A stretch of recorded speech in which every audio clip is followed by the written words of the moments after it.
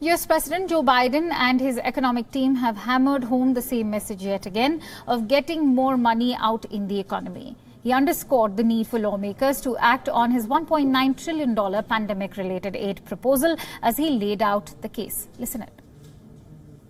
It's very clear our economy is still in trouble. Once-in-a-century virus has decimated our economy, and it's still wreaking havoc on our economy today. And so much of it is still about the virus. We're still in the teeth of this pandemic. In fact, January was the single deadliest month of the whole pandemic.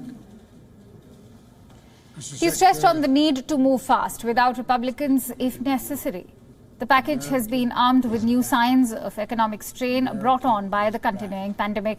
The United States Senate endorsed President Biden's $1.9 trillion stimulus package. After a 15-hour voting session that stretched overnight, Vice President Kamala Harris cast her first tie-breaking vote at dawn.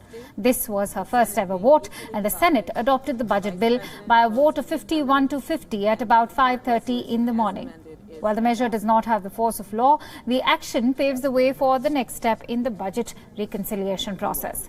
This law can be pushed through the Senate without Republican support if necessary. Democrats have a narrow majority in the House and effective control in the Senate.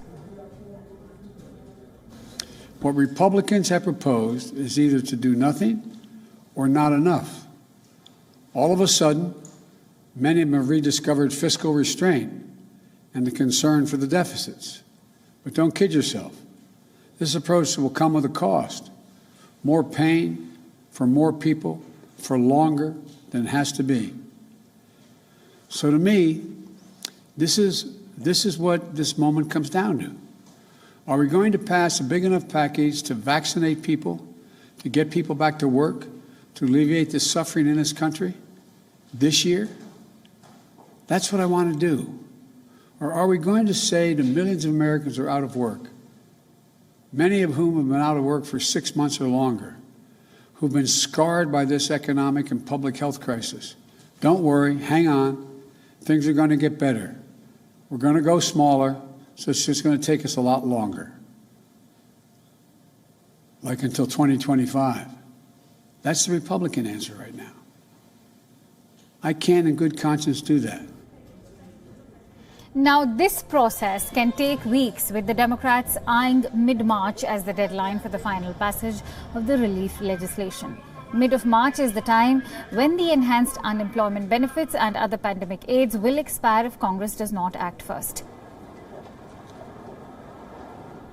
WION is now available in your country. Download the app now. Get all the news on the move.